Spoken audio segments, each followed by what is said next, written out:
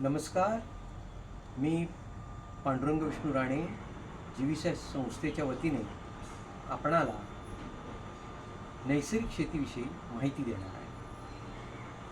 जीविशा या संस्थेने गेली 7-8 वर्ष नैसर्गिक शेतीच्या माध्यमातून पाण्याचं व कार्बनचं फुटप्रिंट कसं कमी करता येईल ह्याविषयी अभ्यास केला आणि आता त्यांना त्यात यश आलं आणि आता लोकांपर्यंत ते पोचवण्यासाठी आम्ही कार्यशाळेच्या माध्यमातून प्रयत्न करत आहोत.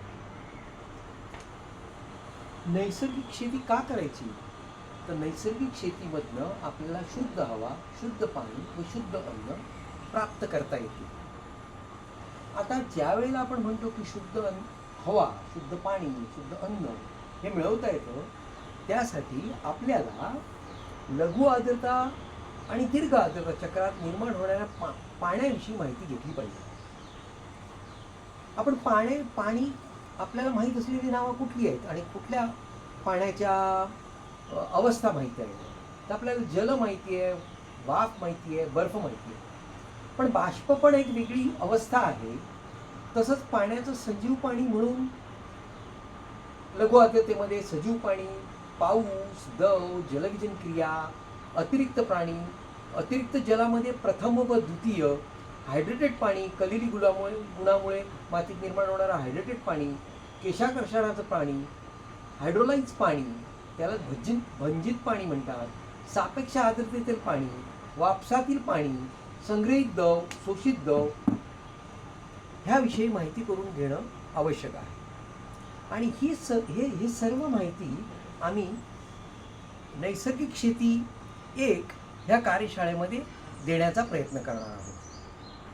तर आपण आता आमचा जो प्रवास आहे ह्या शेतीमधला त्याबद्दल जाणून घेऊया. 1980 ते 1990 आम्ही पारंपरिक पद्धतीने शेती करत होतो. जी पारंपरिक पद्धतीमध्ये आपण शेण वापरतो किंवा मासळी खत वापरतो ते सगळं आम्ही वापरत होतो. पण त्यावेळेला ह्या 80 ते 90 काळात त्यावेळेला आमचं स्वतःचं आम्ही डेअरी होती, आम्ही स्वतःचा गोबर गॅस होता, आम्ही विकतचं काय आणत नव्हतो. त्यामुळे ही शेती आम्हाला उपयुक्त ठरत होती. कारण शेतातनं सगळं मिळणारं जे काही अन्न होतं ते आम्ही आमच्यासाठी वापरत होतो आणि अतिरिक्त अन्न आम्ही बाजारात विकत होतो. मग त्यातून त्या शेती आधारित जीवनशैली आमची सुखमय होती. काही आम्हाला अडचण नव्हत्या, कारण त्यावेळेला मिळणारं मनुष्यबळ आणि बाकी सुविधा ह्या उपलब्ध होत्या. त्यानंतर मनुष्यबळाच्या वाढलेल्या किमती, नंतर सेंद्रिय खतांच्या वाढलेल्या किमती, म्हणजे इनपुट जे आपण देतो शेतीमध्ये त्याची आर्थिक महाग झाल्यामुळे त्यामुळे सेंद्रिय शेती परवडायला लागली. आता 91 ते 18 पर्यंत आम्ही ही सेंद्रिय शेती करत होतो. इथे आम्हाला बरोबर पारंपरिक पद्धतीने करत असताना आम्हाला काही अडचण आली नाही. पण इथे सेंद्रिय शेती करताना इथे आमच्याकडे डेअरी नव्हती. त्यामुळे आम्हाला शेणखत, लेंडीखत, मासळी खत, बोन मिल हे सगळं विकत घेऊन आणून टाकावं लागत होतं. त्यामुळे उत्पन्न तेवढंच होतं, पण कॉस्ट वाढली, इनपुट कॉस्ट वाढल्यामुळे आम्हाला ते परवडत नव्हतं. त्यानंतर 2019 ते 2024 आता आम्ही नैसर्गिक शेती विकसित करण्यासाठी प्रयत्न करत आहोत. आता हे नैसर्गिक शेती करत असताना आम्ही पाळेकर गुरुजींचं प्रशिक्षण घेतलं. पाळेकर गुरुजी असं म्हणतात, निसर्गाची स्वयंपूर्ण, स्वयंपोषी व स्वयंविकासी व्यवस्था आहे. व्यवस्था म्हणजेच नैसर्गिक शेती, असं पद्मश्री श्री पाळेकर गुरुजींचं म्हणणं आहे. आणि पाळेकर गुरुजी उदाहरण देताना जंगलामध्ये जे काही वनस्पती अन्न निर्माण करतात, मग त्या तिथे कुठे आपण पाणी द्यायला जातो, कुठे आपण खत घालायला जातो, हे पाळेकर गुरुजी उदाहरण देतात. मग पाळेकर गुरुजींच्या माध्यमाने आम्ही थोडं त्यांची जीवामृत, घनामृत वापरून आम्हाला थोडं उत्पन्न वाढलं आणि बाकी काही खतं घालावी लागली नाही. मग आच्छादन वगैरे आम्ही प्रिन्सिपल पाळेकर गुरुजींमुळे अडॉप्ट करायला लागलो. त्यानंतर भटकाकांच्या आम्ही संपर्कात आलो. भटकाका चक्रीयता, परस्पर अवलंबत्व अथवा सहजीवन, बहुविधता व समानता या निसर्गाच्या नियमानुसार विकसित केलेली शेती सेंद्रिय शेतीकडून नैसर्गिक शेतीकडे विकसित होते असे कृषीभूषण राजेंद्र श्रीकृष्ण भट काका सांगतात. आणि भट काकांचं आम्ही 15 दिवसाचं आणि 1 वर्षाचं ऑनलाईन प्रशिक्षण घेतलं. भट काकांचं प्रशिक्षण घेतल्यानंतर आमच्या बागेतलं उत्पन्न डबल झालं. म्हणजे पाळेकर जे अगोदर 25 नारळ होते ते 50 झाले, 50चे आता 100 आहे. त्याबरोबर बागेतली जैवविविधता वाढली, जमिनीची सुपीकता वाढली, जमिनीची पाणी धरून ठेवण्याची क्षमता वाढली. हां, हे आम्हाला मिळालेलं यश आहे. आता हे यश का मिळालं ह्याचा आम्ही जेव्हा अभ्यास करायला लागलो त्यावेळेला लघु व दीर्घ आर्द्रता चक्र शेताच्या परिसरात एकाच वेळी कार्यरत असतात. नैसर्गिक शेतीत आर्द्रता चक्र कार्यरत असणे आवश्यक आहे असं म्हणणं पर्यावरण तज्ञ अशोक कोठाऱ्यांचं आहे. त्यांच्या सगळ्या लेखांचं त्यांचे बळीराजामध्ये लेख येत होते 90 पासून ते आम्ही संकलित केलेले आहे. तसेच त्यांची 3 पुस्तकं आहेत व्यावहारिक नैसर्गिक शेती म्हणून. त्याचा आम्ही अभ्यास केला आणि त्या अभ्यास करून आम्हाला लक्षात आलं की भट काकांनी जे मार्गदर्शन केलं ते मार्गदर्शन आपले यश का आलं. कारण जेव्हा तुम्हाला का आलं यश हे लक्षात येतं त्याच वेळेला तुम्हाला त्या निसर्गाच्या व्यवस्था लक्षात येतात. आणि एकदा का तुम्हाला निसर्गाच्या व्यवस्था लक्षात आल्या तर तुमचं शेत समृद्ध करण्यासाठी तुम्ही उपाययोजना करू शकता. कारण प्रत्येक शेताप्रमाणे त्या उपाययोजना वेगवेगळ्या होतात. भट काका म्हणतात की मी तुम्हाला जे तंत्र सांगतोय ते लक्षात घ्या, कॉपी पेस्ट करू नका. तुमच्या बागेत जे योग्य तंत्र असेल ते वापरा जेणेकरून तुम्हाला त्याच्यातनं यश मिळेल.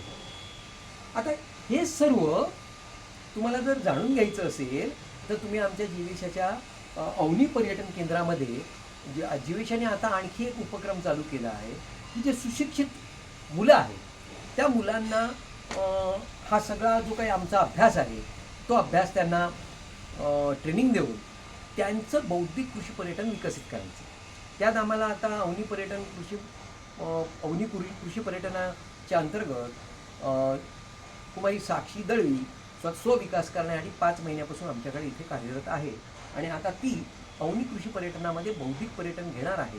तिथेच आम्ही ही पहिली कार्यशाळा घेणार आहोत जेणेकरून तिला त्या कार्यशाळेच्या माध्यमातून स्वतःचं पर्यटन केंद्र विकसित करता येईल आणि आपल्या गावातल्या शेतकऱ्यांना नैसर्गिक शेतीबद्दल माहिती देता येईल. तसंच जे पर्यटक येतील शहरातले त्यांना ते पण नैसर्गिक शेतीच्या माध्यमातून कसं निसर्गाचं संवर्धन करू शकतात, शहरात पण ते निसर्गाचं संवर्धन करण्यासाठी त्यांनी काय केलं पाहिजे ह्या सगळ्याची माहिती ती त्या पर्यटनातून देईल जेणेकरून सगळ्यांचा हातभार जागतिक तापमान वाढ आणि हवामान बदल नियंत्रित आणण्यासाठी होईल.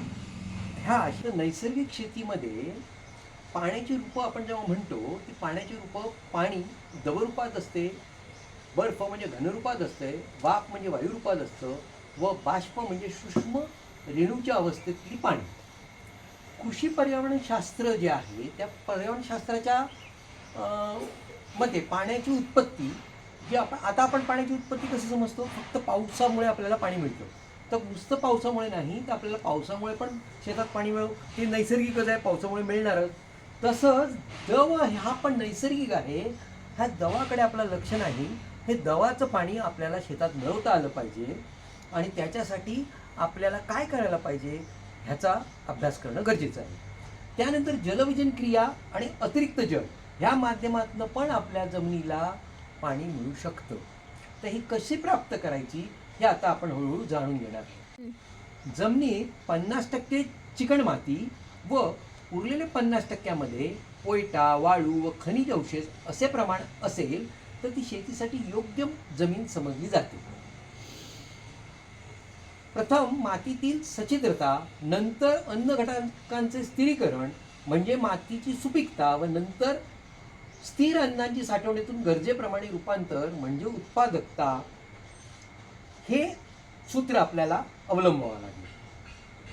आता हा विषय समजून घेण्यासाठी आम्ही एक युनिट बनवलं आहे, ज्या युनिटमध्ये आम्ही प्रयोग केला की एका कुंडीत आम्ही रासायनिक शेतातली माती टाकली. हां, एका कुंडीत चिकण माती म्हणजे इथे जी भातखाचराची माती असते त्याच्यात जास्त चिकण माती असते, तेव्हा ती टाकली. किंवा काळी माती पण चिकटमध्ये पण चिकण मातीचं प्रमाण जास्त असतं. मग आमच्याकडं उपलब्ध भातखचरातलं आहे म्हणून ती आम्ही टाकली.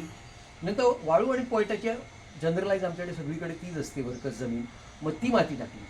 आता ही जी वाळू आणि पोयटाची माती आहे त्याच मातीवरल्या काही भागावर आम्ही नैसर्गिक शेती विकसित केली गेली 5-6-7-8 वर्ष. त्यामुळे ती जी माती तयार झाली ती नैसर्गिक शेतीतली माती आम्ही ह्या कुंडीत टाकली, ह्या कुंडीत टाकली, ह्या कुंडीत टाकली, ह्या तिन्ही कुंडीत.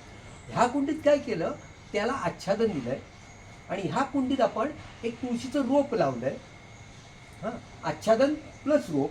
आणि ह्या कुंडीत आपण तुळशीचं ती माती, आच्छादन, तुळशीचं रोप आणि त्याला वनभिंत म्हणून पहिल्यांदा आम्ही प्लास्टिकचं एक भांडं घेतलं होतं आणि त्याने आच्छादन केलं होतं. आता त्याचे काय दुष्परिणाम झाले ते मी तुम्हाला नंतर समजवतो. पहिलं आपण इथे सुरुवात करूया. आता जे रासायनिक शेती करतात शेतकरी, त्या होतं कसं, रासायनिक शेतीमुळे, रासायनिक खतांमुळे ह्या जमिनीतले जी मायक्रो सूक्ष्मजीव आहेत आणि इतर जीव जे आहेत ते त्या रसायनामुळे मृत पावतात. म्हणून पहिल्या वर्षी तुम्हाला उत्पन्न चांगलं मिळतं. जसजसे सूक्ष्मजीव त्याच्यातनं कमी होतात त्या जमिनीतनं, त्यानंतर उत्पादकता कितीही खत घातलं तरी उत्पादकता मिळत नाही. मग तुम्ही म्हणता त्याला मीठ पडली किंवा जमीन खराब झाली, शेती योग्य राहिली नाही.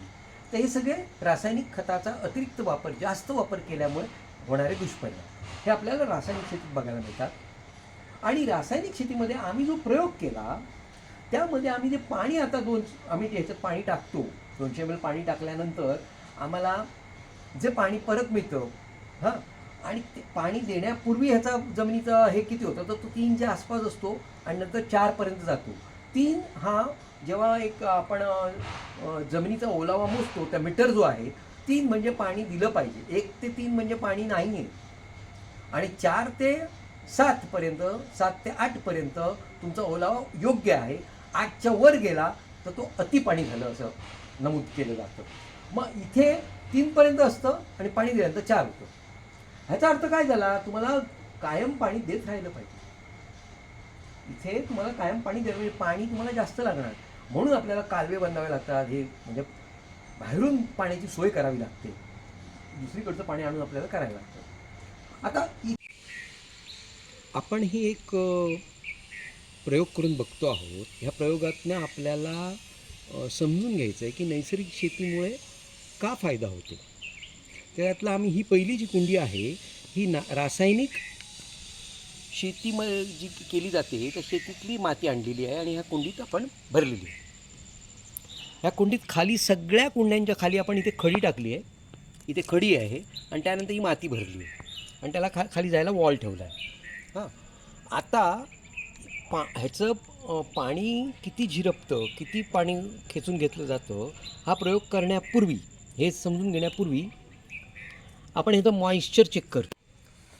आता हा जो मीटर आहे, ह्या मीटरमध्ये आपण लाईट, नंतर बघा ड्राय आणि हे लिहिलं आहे वेट, म्हणजे आपण मातीचा ओलावा, आणि खाली लिहिलं आहे अल्काईन आणि ॲसिड म्हणजे pH ओळखू शकतो. ते मधली लाईन जी आहे त्यात 1, 2, 3, आता आपला 2.25 मीटर दाखवतो आहे, म्हणजे ड्राय, आता पाणी देण्याची आवश्यकता आहे जमिनीला असं ते दाखवतं आहे. आणि 4 ते 7पर्यंत योग्य, आणि 8 ते 9 झालं तर जास्त पाणी, असं ते रिडिंग दाखवतं. तर आता ह्या मीटरमध्ये आपल्याला दाखवतं आहे हे 3पर्यंत आहे, म्हणजे ह्याला पाणी देण्याची आवश्यकता आहे. आता आपण ह्याच्यात 200 ml पाणी ह्या मातीला देत आहोत. 200 ml ह्याला पाणी दिलं आहे, 200 ml ह्याला पाणी टाकलं. हां, आता बघा पाणी अजूनही झिरपत नाही आहे.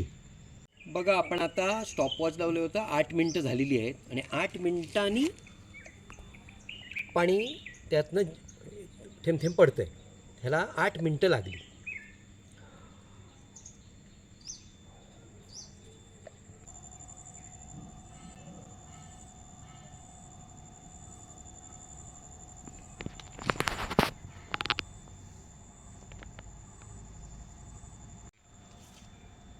आता आपल्याला जे पाणी मिळालं खाली त्या ह्याच्यातनं नळातनं जे पाणी मिळालं ते 50 ml मिळालेलं आहे.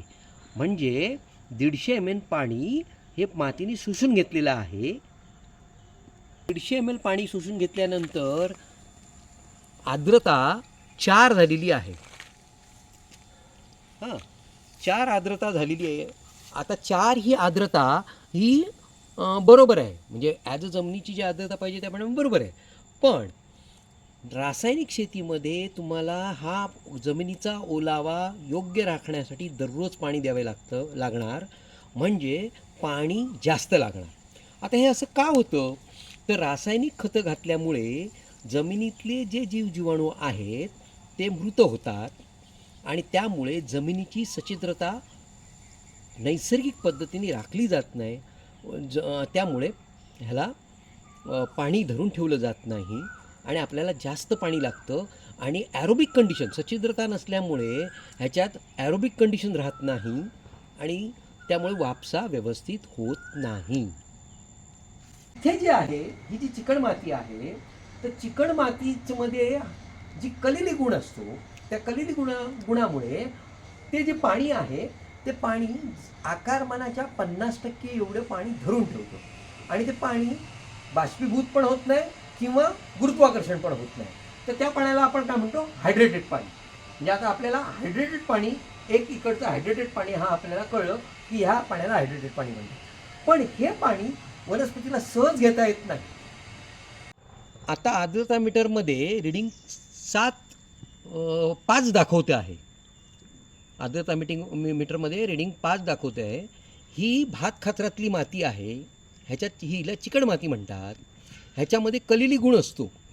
कलिली गुणामुळे ती पाणी धरून ठेवतं आणि त्याच्या आकारमानाच्या 50% पाणी धरून ठेवतं. त्यामुळे तो ओलावा आहे.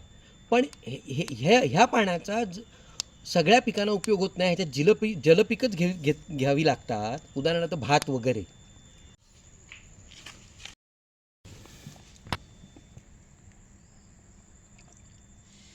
आता आपण ह्याच्यात 200 ml पाणी टाकलेलं आहे आणि खाली आता हे भांडं झिरपल्यानंतर कलेक्ट करण्यासाठी ठेवलं आहे. 2 मिनिटांनंतर थेंब थेंब पाणी पडायला सुरू झालेलं आहे.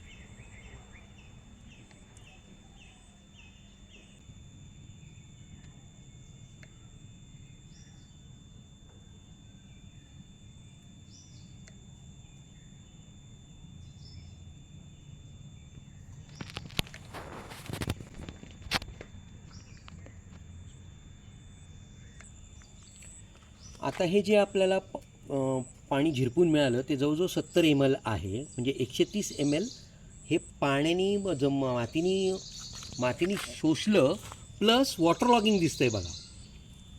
ही चिकण माती असल्यामुळे पाणी हे होत नाही, वॉटर लॉगिंग आहे. तर ह्याच्यात ही माती पण आपल्याला सच्छिद्र करता येते जर ह्या मातीला आच्छादन दिलं आणि ह्या जमिनीतली जैवविविधता वाढवण्याचा आपण प्रयत्न केला तर ही पण माती सच्छिद्र होऊन चांगली पिकं ह्याच्यातही घेऊ शकतो आपण. भात पिका व्यतिरिक्त इतर पिकं घेऊ शकतो. व त्या दृष्टीने आपल्याला प्रयत्न करावे लागतील. आता ही जी वाळू आणि पोयटाची माती आहे तर इथे पण काय होतं? इथे पाणी 200 ml टाकलं. 200 ml टाकल्यानंतर ते पाणी पण खाली 30 मिनटं, हे 30 मिनटं दिलं तरी सगळं पाणी पास होत नाही. हे 30 मिनटं दिलं तरी सगळं पाणी होत नाही. वॉटर लॉगिंग होतं. पूर्ण पाणी जात नाही, सच्छिद्रता नाही, ह्यालाही नाही ह्यालाही नाही. हां, आता ह्याची आर्द्रता पहिल्यांदाच 7 ते 8 असते आणि नंतर पण तेवढीच राहते. कारण हे हायड्रेटेड पाणी असल्यामुळे आर्द्रता चांगली राहते.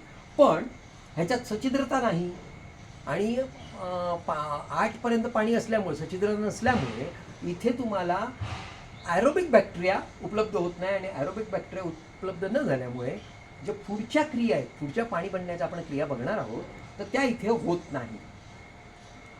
ह्या मातीला जर आच्छादन दिलं तर कालांतराने ह्याच्यात सूक्ष्मजीव निर्माण होऊन हायड्रेटेड हे जरी पाणी ह्याचं असलं तरी ते नंतर हळूहळू त्याच्यात सूक्ष्मजीवांचं आणि इतर जीव होऊन ते त्याच्यात हायड्रोजलचं पाणी म्हणजे आपण पुढे बघणार आहोत ते पाणी निर्माण होऊन चांगली शेती होऊ शकते. आता ही जी लघु आणि वाळू आणि पोयटाची माती आहे, हां, तर ह्या मातीमध्ये केशाकर्षणाचं पाणी असतं. हे केशाकर्षणाचं पाणी जे आहे ते पाणी बाष्पीभूत पण होतं आणि गुरुत्वाकर्षणाने खाली पण जातं. हां, तर ह्याचं का ह्या पाण्यात आता आम्ही आता बघितलं 200 ml टाकलं तर हे 3 मिनिटात पाणी होतंय. म्हणजे ह्याच्यात वापसा कंडिशन आणि वाचन क्रिया तुम्हाला योग्य राखता येईल. पण परत ह्या पाण्याचं पण आम्हाला जे मिळालं ते 4 पर्यंत मिळालं, नंतर 4 पाणी देण्यापूर्वी 4 पर्यंत मिळालं, नंतर 5 पर्यंत गेलो. हां, पण ह्याला पण ह्याच्यापेक्षा ह्याच्या एवढं नाही, पण ह्याला पण ह्याच्या एवढं नाही, पण 2 दिवसांनी पाणी द्यावं लागेल. ह्याला दररोज द्यावं लागलं तर ह्याला 2 दिवसांनी पाणी द्यावं लागेल. ही रेतीची मिक्स माती आहे, तर ह्याचा आता बघा आपल्याला पाणी देण्यापूर्वी 1च्या जवळपास आर्द्रता आहे, फार कमी आहे. ह्याला खूप लवकर आधी पाणी द्यायला पाहिजे होतं. आता ह्याच्यात ह्याच्यातलं बाष्पीभवन पण होतं आणि झिरपून पण जातं. त्यामुळे आता हे पाणी कमी झालेलं आहे, आर्द्रता खूप फार कमी दाखवते.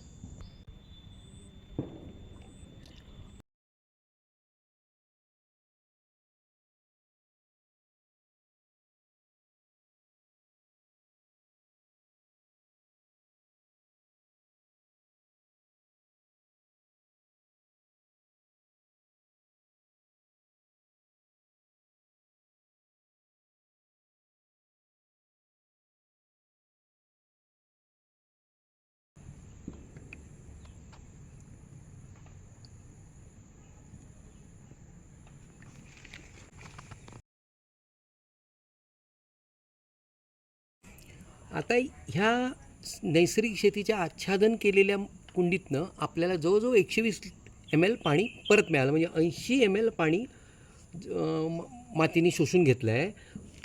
त्याच वेळेला आर्द्रता बघा, आर्द्रता आपली एकदम डायरेक्ट 6.5 ते 7पर्यंत गेलेली आहे. म्हणजे बघा, पाणी ते तितकं धरून ठेवून आर्द्रता बघा, म्हणजे आर्द्रता पण छान वाढली. 2 दिवसांनी आपण देतोय पाणी आणि आर्द्रता पण सुंदर आहे. आता हेच ह्याच्यात रोप लावल्यानंतर आता सगळं हेच आहे, फक्त रोप लावले, आच्छादन वगैरे सगळं आहे. तिथे ह्याच्यापेक्षा म्हणजे इथे 6 पहिलं 6 आहे, ते इथे 7 असतं. 6.5 ते 7, 6.5 ते 7 असतं आणि नंतर 8 ते 8.5. म्हणजे इथे ओलावा आणखी टिकून राहतो. म्हणजे इथे कोठारे सर असं म्हणतात की तुम्ही जमिनीला आच्छादन दिलं आणि त्याच्यात जर पीक पद्धती घेतली, नुसती आच्छादन देऊ नये, त्याच्यावर जर पीक पद्धती घेतली तर त्यांच्या मुळावाटे जे ओलावा धरून ठेवला जातो किंवा इतर क्रियांमुळे, ते आता पुढे आपण येणार आहोत, त्या क्रियांमुळे जमिनीत पाणी मिळतं जमिनीला, त्यामुळे ओलावा जास्त येतो. म्हणजे इथे ओलावा जास्त आला. आता ह्याच्यात बघा वनस्पती आहे, सेम हे नैसर्गिक शेतीतली माती, आच्छादन आणि वनस्पती लावली आहे. तर तुमची 2 दिवसानंतर पण आर्द्रता 5.5 दाखवते आहे. म्हणजे वनस्पती लावल्यानंतर वनस्पतीची मुळं पाणी धरून ठेवतात, त्यामुळे आर्द्रता व्यवस्थित राहते. म्हणजे आच्छादित जमिनीमध्ये कुठलीही पिकं घेत राहिली तर जमिनीची सुपीकता वाढण्यासाठी मदत होते. आता ह्या कुंडीत आपण 200 ml पाणी टाकतो आहोत. संपूर्ण कुंडी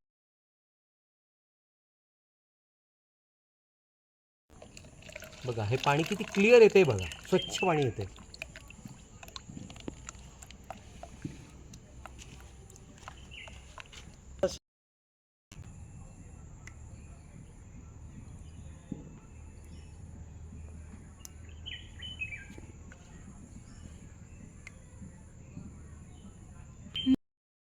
तर आपण जे झाड लावले नैसर्गिक शेतीच्या मातीमध्ये, त्यातनं आपल्याला 120 ml पाणीच परत मिळालेलं आहे.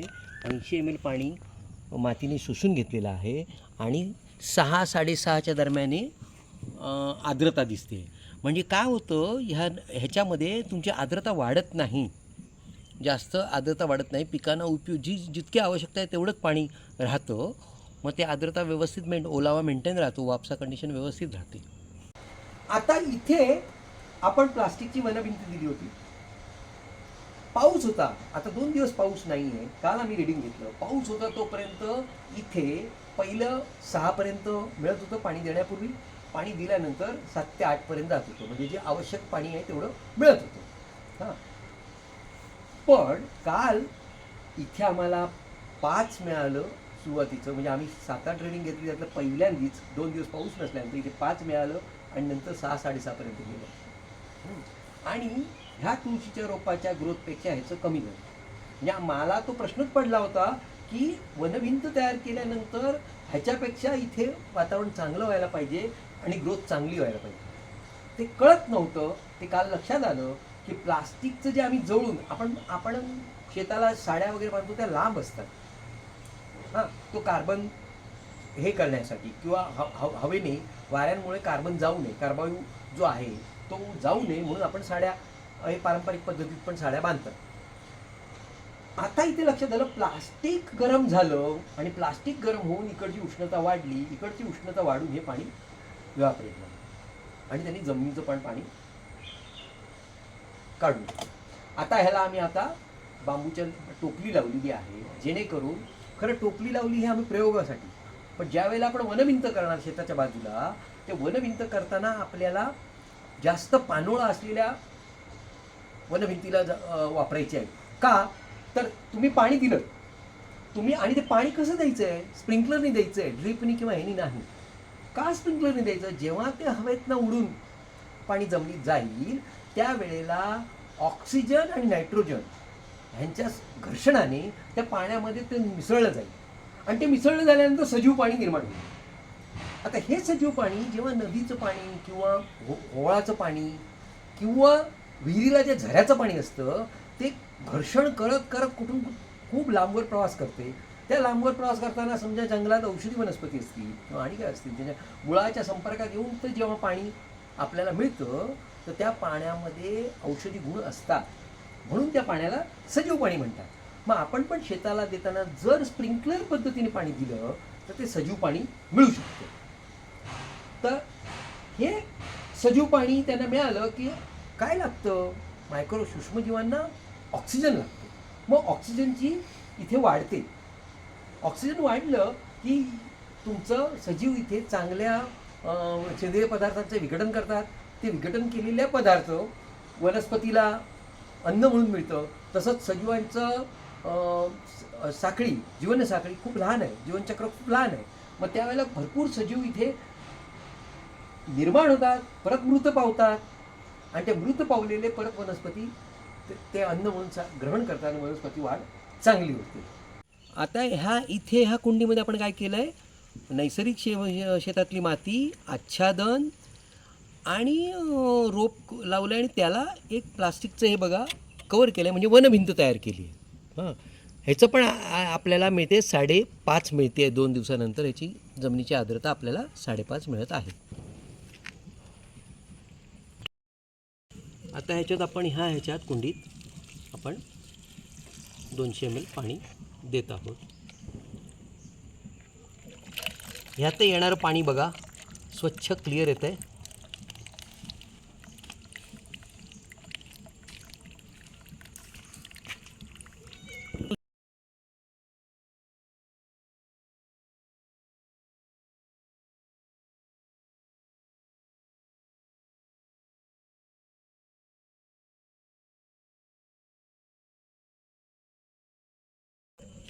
आता हे आपल्याला 120 mlच पाणी मिळालं, म्हणजे 80 ml पाणी आपल्याला मातीने शोषून घेतलेलं आहे. आता इथे पण आपण वनभिंत केलेली आहे. जमिनीचा ओलावा जवळजवळ 6 पर्यंत दिसत आहे, 6च्या आसपास आहे.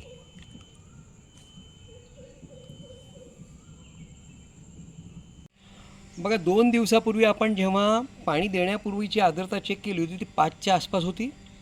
आता तुम्ही बघा तुम्हाला दिसतंय की 6च्या वर आहे. म्हणजे ती आमची एक चूक झाली होती, वनभिंत प्लास्टिकची घेतल्यामुळे आर्द्रता कमी झाली. आता 2 दिवसांनी आपण रेडिंग घेतो आहे, ती 6च्या वर आहे. हां, आणि इथे आता हे बांबूचं आहे. इथे वनभिंत जेव्हा पानोळ्याच्या वनस्पती येतील तेव्हा आणखी चांगली आर्द्रता राहील. म्हणजे आता ही 6च्या वर गेलेली आहे.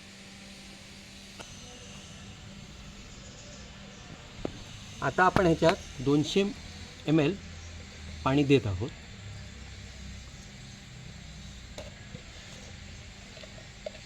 बघा इथे हे पण आता पाणी क्लिअर येत आहे.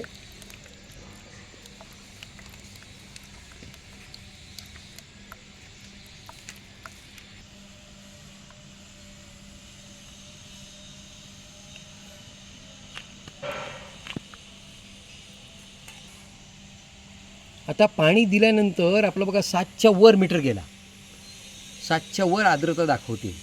जे आपण काल प्लास्टिकचं वनभिंत होती पाऊस नसताना कमी झाली होती, आता ते बरोबर आहे.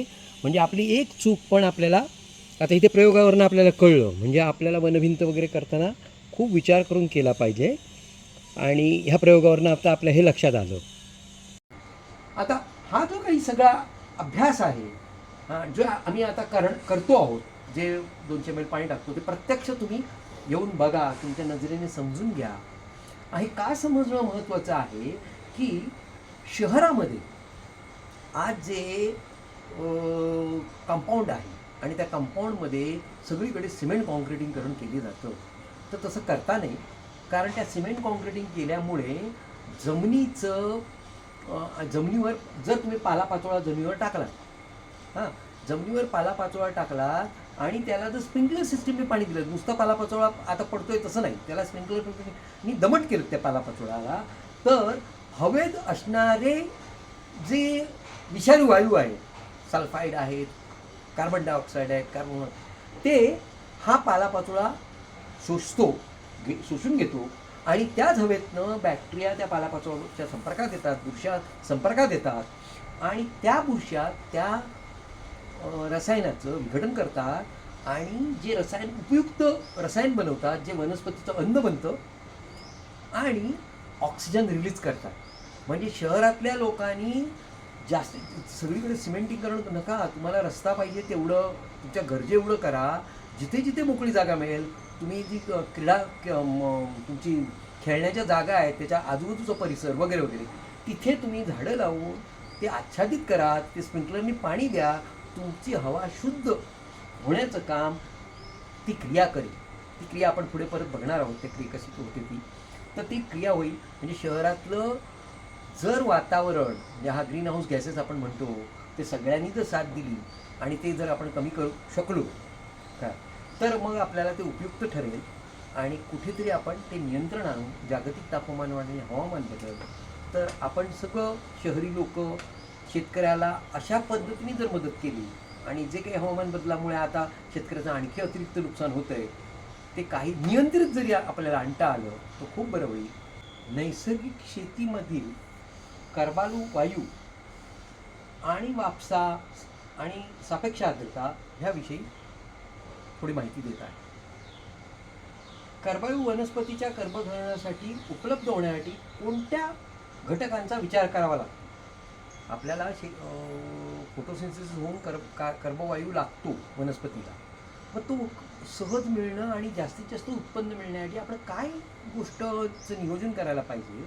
तर शेतातील कर्बवायूचे प्रमाण योग्य स्थितीत राखणे, शेतातील वातावरणाची सापेक्ष आर्द्रता योग्य राखणे, कारण 50% पेक्षा जास्त जर असेल तर वनस्पतीला गर्भग्रहण क्रिया व्यवस्थित करता येते. 30% जर खाली सापेक्ष आर्द्रता गेली तर वनस्पती अन्न निर्माण करू शकत नाही. वातावरणातील तापमान 20 डिग्री सेल्सिअस ते 30 डिग्री हे उत्तम तापमान आहे. आता काही ठिकाणी तापमान जे आहे ते वातावरणाचं तापमान जास्त आहे, 40 डिग्रीपर्यंत आहे, 40-42 डिग्रीपर्यंत आहे. मग तुम्हाला शेतावरचं तापमान हे 30पर्यंत कसं आणता येईल? वनभिंत घेऊन आपण कसं ते तापमान कमी करू शकतो हे तुम्हाला समजून घ्यावं लागेल. ते आपण पुढे समजून सांगू. सूर्यप्रकाशाची स्थिती, ज्या प्रकाशात आपण सहज वाचू शकतो तेवढा तरी प्रकाश अपेक्षित आहे फोटोसिंथेसिस होण्यासाठी. प्रकाश संश्लेषण क्रियेला तेवढा प्रकाश अपेक्षित आहे. म्हणजे तुम्ही जेव्हा वनस्पती शेताची काही लागवड कराल त्यावेळेला तेवढी गोष्ट तुम्ही लक्षात ठेवली पाहिजे. शेतातील वाऱ्यांचा वेग जास्त नाही पाहिजे. आता हा जर वेग जास्त असेल तर जो कर्बवायू रात्रीचा निर्माण होतो, वनस्पती निर्माण करतात, तो वाऱ्याबरोबर निघून जाईल. इथे आपण जे इथे वनभिंती जी आहे त्या वनभिंतीमध्ये आपल्याला तो कर्बवायू सकाळचा अडवून ठेवला जातो आणि तो फोटोसिंथेसिसला उपयोगी पडतो. म्हणून वाऱ्यांची वेग कमी करण्यासाठी वनभिंतींचा आपल्याला प्रयोजन करावं लागेल. वातावरणातील विषारू वायूंचा प्रभाव, वातावरणातील विषारू वायूंचा प्रभाव हा शेतावर होतो. उदाहरण घ्यायचं झालं तर धुलीकण पण हे पण एक प्रॉब्लेम आहे. रात्रीचा दव पडला आणि त्याच्यावर जर धुलीकण पडले किंवा कुठले विषारी वायू येऊन चिकट पदार्थ झाला तर प्रकाश संश्लेषण क्रिया होणार नाही आणि मग उत्पन्नामध्ये होईल आणि विषारी वायू असल्यानंतर रोग येण्याचं किंवा ते पानं करपण्याचा असा काही उद्भवू शकतो. त्यामुळे वातावरणातले विषारी वायू आपल्याला आपल्या बागेत वातावरणातल्या विषारी वायूंचा परिणाम होऊ नये ह्यासाठी पण आपल्याला नियोजन करावं लागेल. ते जर आपण आच्छादन करून सेंद्रिय पदार्थांचं आच्छादन करून स्प्रिंकलर पद्धतीने पाणी दिलं तर त्याचं नियंत्रण होण्याची शक्यता आहे. गर्भवायू व्यवस्थापनाप्रमाणे पाण्याचे व खतांचे मातीचे व्यवस्थापन पण करावे लागते. योग्य नियोजन केलं तरच आपलं नैसर्गिक पद्धतीने उत्पादन वाढू शकतं. आणि हे जर इथे काय भाग आहे तर इथे आपण कशाची चर्चा करतोय तर नियोजनाची चर्चा करू. आपण शेतात काही आणून देण्याची चर्चा नाही करत आहोत. ते नियोजन केल्यानंतर निसर्गाच्या व्यवस्थित कार्यान्वित होतील. आता इथे वायूचे आपण विचार केला त्याचप्रमाणे पाणी आहे किंवा खतं आहेत किंवा माती आहे. ह्यामध्ये निसर्गाच्या व्यवस्था विकसित होण्यासाठी काय करायला पाहिजे त्याचा अभ्यास करून त्या व्यवस्था विकसित करण्यासाठी नियोजन करणं फार महत्त्वाचं आहे. पण नैसर्गिक शेतीत निसर्गाच्या व्यवस्था समजून घेणे, निसर्गाच्या व्यवस्था समजून घेतल्यानंतर त्या व्यवस्थेचं व्यवस्थापन करणं हे महत्त्वाचं आहे. आता वापसा अवस्था, जमिनीची वापसा अवस्था बरोबरच हवेतली वापसा अवस्था पण नियंत्रित करणं फार महत्त्वाचं आहे. ते आपण आता मगाशी मी सांगितलंच की 50% कमीत कमी असायला पाहिजे आणि 30%च्या खाली गेली तर वनस्पती अन्न तयार करू शकणार नाही. आता ही वापसा स्थिती जी आहे ही तुम्हाला जर मोजायची असेल तर तुम्ही एक कपडा घ्या, तो ओला करा, पूर्ण घट्ट पिळा आणि तो वाळत टाका. जर तो 4 तासापर्यंत पूर्ण सुकला नाही तर 50% आर्द्रता आहे असं लक्षात येईल. आणि जर तो 1 तासात सुकला याचा अर्थ 30%पेक्षा आर्द्रता कमी आहे. 1 तासात जर तुमच्या शेतावरचा कपडा सुकला तर तिथे प्रकाश संश्लेषण क्रिया योग्य रीतीने होणार नाही आणि तुमच्या काही केलं तरी तुम्हाला उत्पन्न मिळताना परिकष्ट करावा लागतो. आता हा एक चार्ट आहे जो सापेक्ष आर्द्रता चा चार्ट दिलेला आहे. किती तापमान असेल आणि सापेक्ष आर्द्रता किती असेल तर तुम्ही किती दव तुम्हाला मिळू शकतो, किती पाणी तुम्ही परत मिळवू शकता. म्हणजे जर तुम्ही संध्याकाळी 6 वाजल्यापासून रात्री 2:30 वाजेपर्यंत शेताला स्प्रिंकलरने पाणी दिला तर त्यांनी काय होईल, आणि जो वनभिंती असतील तुमच्याकडे, पानोळ्याच्या वनभिंती असतील तर त्यांनी काय होईल, वातावरण थंड होईल, म्हणजे तापमान खाली येईल आणि सापेक्ष आर्द्रता वाढेल. ती सापेक्ष आर्द्रता जर तुमची 40%पर्यंत जरी गेलं तरी दव त्याचा जे तुम्ही पाणी दिलंय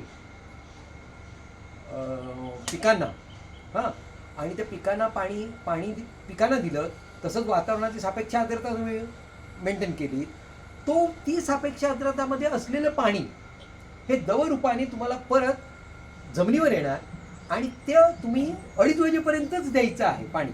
2:30 ते सकाळी 6 वाजेपर्यंत दवरूपाने ते परत पाणी जमिनीवर येणार. आणि 6 वाजल्यानंतर तो दव संग्रहित दव म्हणजे जो तुम्हाला दिसतात बघा गाडीवर, काचांवर किंवा ह्याच्यावर दव पडलेला दिसतो, पानांवर पण दिसतो दव, त्याला संग्रहित दव म्हणतात. पण जी सुकी लाकडं आहेत किंवा सुका पालापाचोळा आहे त्याच्यात तुम्हाला दिसत नाही, कारण ते खेचून घेतात. मग तुमच्या शेतात जर संपूर्ण शेतात आच्छादन असेल सुक्या आणि पालापाचोळ्याचं आणि लाकडांचं, तर तो सगळा शोषला जाईल आणि तो दव जलविद्युत क्रियेने नंतर अतिरिक्त पाणी म्हणून जमिनीत भूजलात साठवला जातो. म्हणजे तुम्ही पिकांना दिलेलं पाणी उद्या जर तुम्ही तो आच्छादन केलं नाही तर तो सूर्य आल्याबरोबर 2 तासात तो परत बाष्पीभूत होऊन निघून जाणार. मग ते व्यर्थ आर्द्रता चक्र होणार. आपल्याला सार्थ आर्द्रता चक्र करायचं असेल तर ते पालापाचोळ्यांनी ते जमिनीत मुरलं पाहिजे.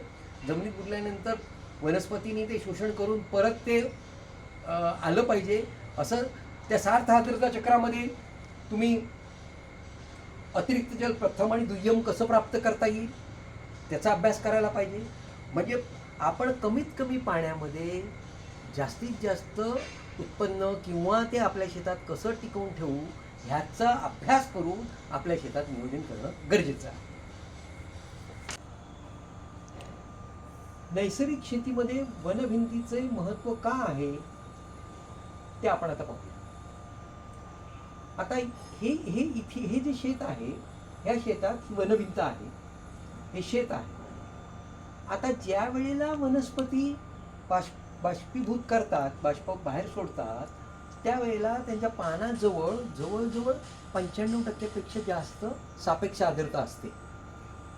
आणि जसजसं त्या वनस्पतीपासून आपण लांब जाऊ तसं ती सापेक्ष आर्द्रता कमी होत जाते. म्हणजे वनस्पतीने आणि शेताने बाष्पभूत केल्यामुळे त्यांच्या बाजूला एक सापेक्ष आर्द्रता निर्माण होते. त्या आर्द्रप्रभेला बाष्पकारक आर्द्रप्रभा आणि दवकारक आर्द्रप्रभा म्हणतात.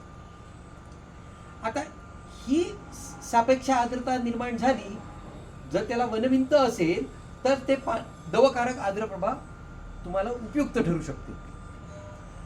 जर वनभिंत नसेल आणि तुमची शेत असेल तर होतं कसं, ह्यानी शेताने बाष्पीभूत केलेलं पाणी आणि आजूबाजूचं जे वातावरणाची सापेक्ष आर्द्रता कमी असेल तर ही त्याच्यात विरून जाते. त्यामुळे तुम्हाला पाणी जास्त द्यावं लागतं आणि मग ती आर्द्रता पहिलं म्हणजे तुम्ही आर्द्रता ती जी आपल्याला आर्द्रता पाहिजे 50% ती आर्द्रता मुश्किलीने आपल्याला मेंटेन करता येते. तर ती मेंटेन करण्यासाठी वनभिंती फार महत्त्वाच्या आहेत. आता ह्या वनभिंतीमध्ये कुठली झाडं लावावी ह्याचा पण अभ्यास करायला पाहिजे.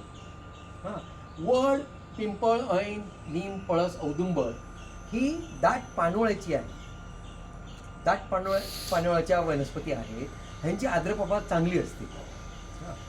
पण लक्षात घ्या, आता गुजरातमध्ये एक प्रॉब्लेम झाला. गुजरातमध्ये त्यांनी निलगिरी वृक्ष लावले. निलगिरी वृक्षांनी तिथे त्या भागात पाऊस कमी, पाणी कमी, भूजल पातळी त्यांची चांगली होती. पण निलगिरी वृक्षाने खोल जमिनीत जाऊन सगळं पाणी वर आणून वातावरणात टाकलं. वातावरणात दाट निलगिरी वृक्ष लावल्यामुळे सापेक्ष आर्द्रता वाढली आणि त्या तिकडच्या पिकांना सापेक्ष आर्द्रता कमी लागते. तिथे वाढीव सापेक्ष आर्द्रता झाली, त्यामुळे किडींचा प्रभाव झाला. एक नुकसान. दुसरं नुकसान, भूजलातलं पाणी संपलं. तर हे जे आहे हे नियोजन करताना फार तज्ज्ञांची मदत घेतली. जर करताना तज्ज्ञांची मदत घेतली तर खूप चांगलं होईल. कारण पर्यावरण शास्त्रामध्ये जवळजवळ ढोबळ मनाने 4500 विविध रचना आहेत. त्या भागाचा विचार करून, त्या भौगोलिक परिस्थितीचा विचार करून 4500 विविध रचना आहेत. आता काय करता येतं, काही ठिकाणी समजा आता आपण काय करतो, मोठमोठ्या बोरवेल मारून उपसा करतोय. उपसा करून पाणी तिकडे बाष्पीभूत करून घालून टाकतो परत. तर तुम्ही जर तुमच्याकडे खोल पाणी असेल तर एखादा निलगिरी वृक्ष लावला, पण त्याच्यासोबत पानोळ्याचा वृक्ष लावला तर निलगिरी वृक्षाने जे खोलवरनं पाणी आणलं ते पाणी शेतात अडकवून ठेवायचं काम पानोळ्यासारखे वृक्ष म्हणजे वडपिंपळासारखे वृक्ष, आंबा यासारखे वृक्ष ते मेंटेन करून ठेवतील, ते पकडून ठेवतील. नाहीतर ते परत वातावरणात जाईल.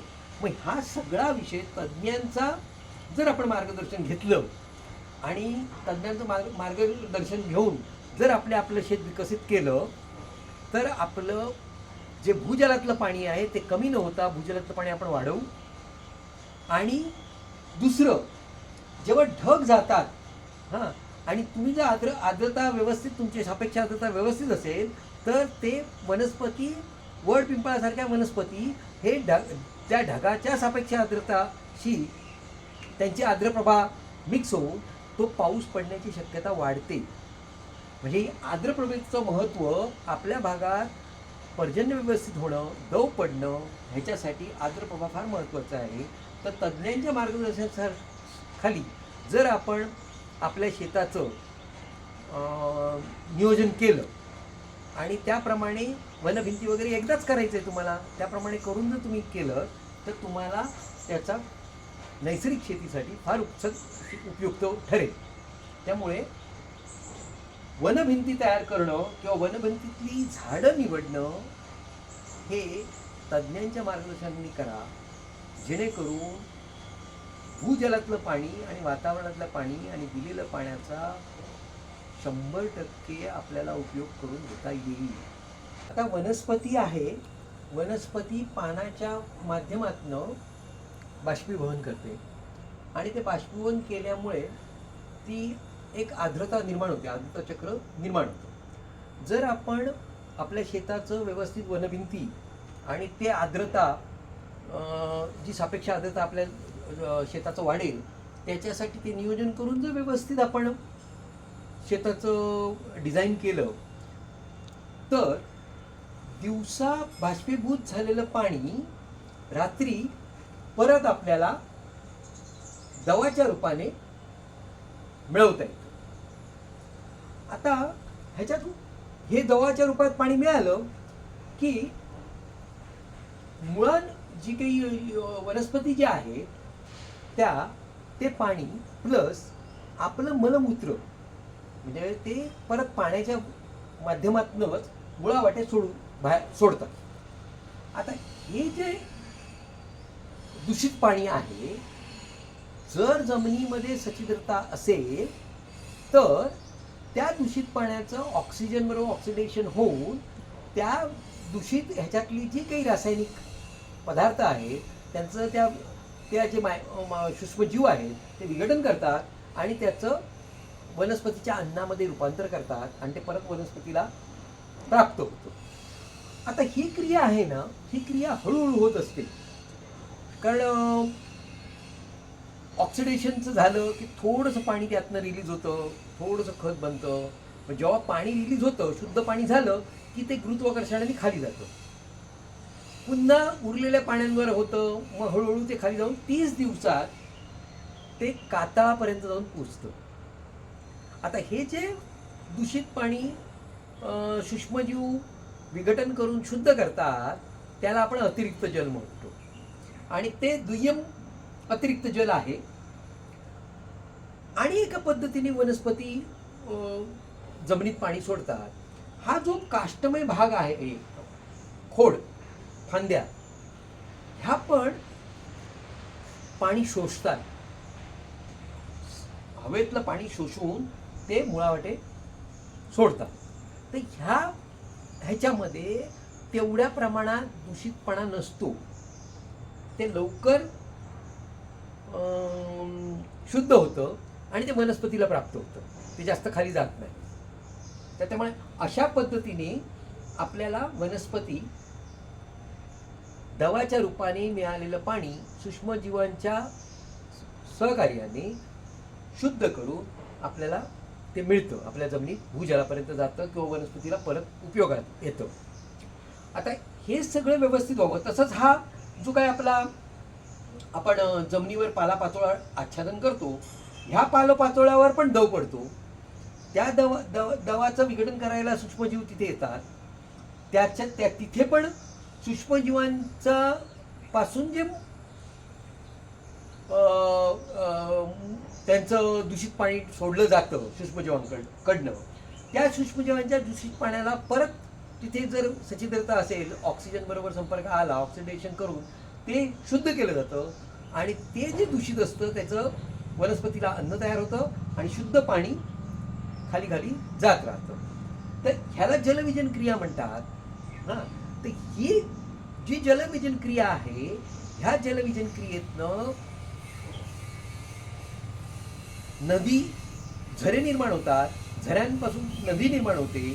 तर आपण जर आपल्या पूर्ण गावामध्ये जर उंच भागात, गावाच्या उंच टेकडीवर जर व्यवस्थित वनराई, म्हणजे ती वनराई उभं करत असताना त्याच्यात 25% चांगल्या पानोळ्याची झाडं आणि वड, पिंपळ, ऐन, पळस, औदुंबर, बेल ह्याच्यासारखी 25% झाडं, नंतर खोल भूगर्भातलं पाणी उपसा करणाऱ्यांची काही 25% झाडं आणि 30% इतर झाडं, हां, अशी जर आपण लागवड केली आणि तिथे पाणी जर सगळं जास्तीत जास्त त्यांनी हवेतलं पाणी भूगर्भात साठवलं तर हळूहळू तिकडनं पाणी झराच्या रूपातनं आपल्याला खालच्या शेताला उपयोगी पडू शकतो.